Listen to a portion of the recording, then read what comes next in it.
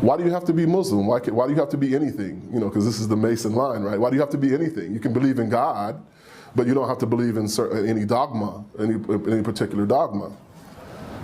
And I said, well, there's a way to believe in God, and there's a way to follow God. And God has sent that guidance to us. And this is the particular guidance that I follow, and this is what I believe. My name is Mustafa Sanjata. I was born in Akron, Ohio, and raised up in a small college town not far from there called Worcester.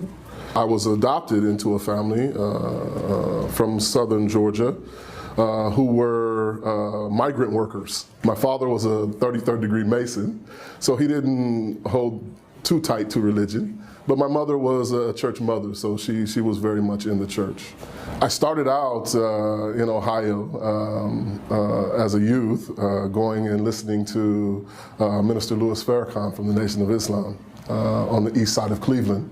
Then I began to be interested in Islam itself and what it was. Read the autobiography of Malcolm X and his journey. And eventually I kind of left all that alone and I went into the military. I was a driver for 2 Jordanian pilots, which was my first real introduction to Islam. I think even it was Ramadan, so they were fasting and they would break fast and they would make salat and they would try to explain everything to me. I kind of got threw off at that point because I had asked the question, do you have to pray in Arabic? And one of the colonels said, yes, it has to be in Arabic. So I asked him, you know, why would God demand that I speak a language that I can't speak and I don't understand? And so I kind of left it then. It put me off. I met a lady from Senegal named Mariamou. She was a friend of my wife at the time. She was doing some counseling with us and talking with us and introduced me to the Quran itself.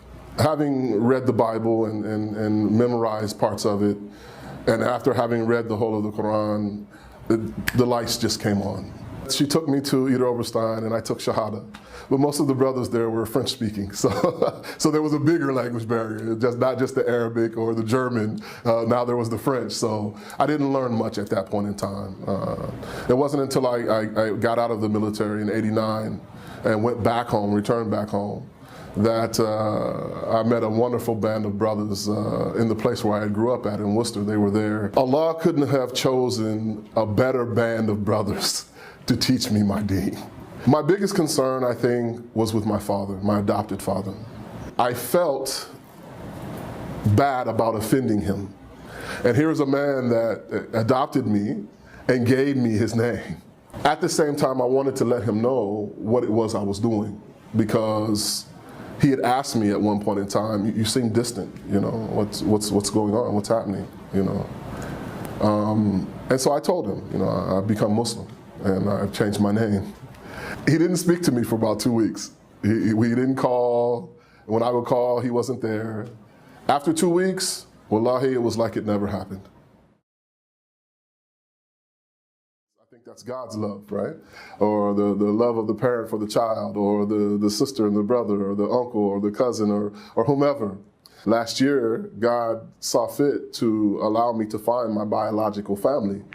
And they know that I'm Muslim, and they've met me, and you know they kind of keep back a little, you know, because they're not sure of how to act or what to say or what to do.